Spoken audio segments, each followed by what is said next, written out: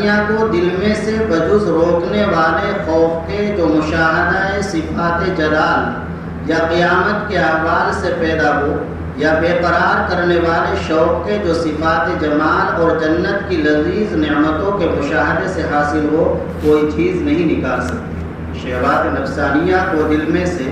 بجز روکنے والے خوف کے، اللہ کا خوف جو مشاہدہ صفات جلال یا قیامت کے احوال سے پیدا ہو، یا بے قرار کرنے والے قیامت کے ہولنا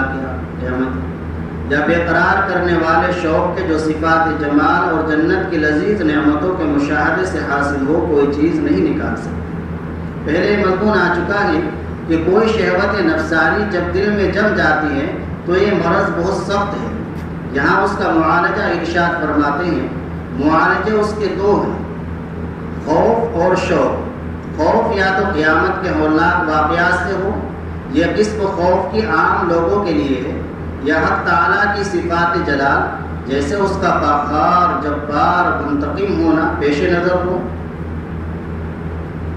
خوف یا تو قیامت کے ہولناک واقعات سے ہو، یہ قسم خوف کی عام لوگوں کے لیے ہے، یا حق تعالیٰ کی صفات جلال کا خوف ہو، جیسے اللہ تعالیٰ کا قہار ہونا، جبار ہونا، یہ سب پیش نظر ہو۔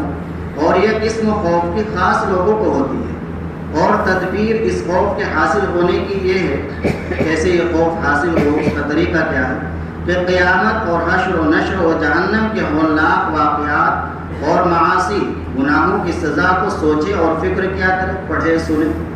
چند روز بعد خوف قلب میں پیدا ہوگا اور رفتہ رفتہ قلب میں راسخ ہو کر شہوات کے غلبہ محبت کو فنا کر دے گا،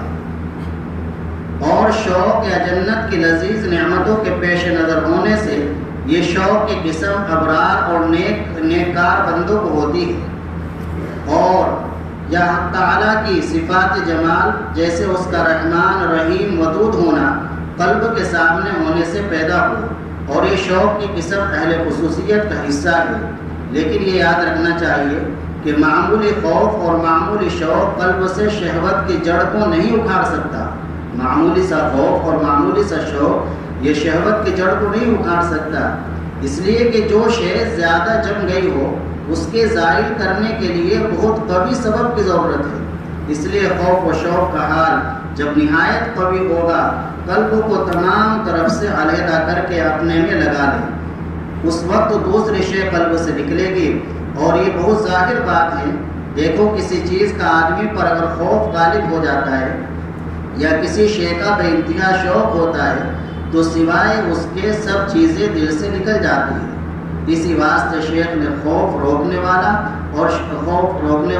شوق بے قرار کرنے والا فرمایا، مطلق خوف اور شوق نہیں فرمایا۔ ایک حضرت شیخ دامت برکاتہم کے دست مبارک سے لکھا ہوا پرچہ ہے، بڑی قیمتی باتیں ہیں اس میں چھاپ۔ یہ حضرت نے اعتکاف فرمایا تھا سن 1391 ہجری میں، تو اعتکاف کے بعد جو قلب پر اللہ کی طرف سے باتیں قلبوں میں القاء ہوئی تو وہ تحریر فرما رکھی ہے۔ 55 سال پہلے کا پرچہ ہے حضرت کا، جوانی کا، 59 میں پیدا، 25-30 سال کی عمر تھی۔ نحمدہ و نصلی علی رسولہ الکریم، اما بعد۔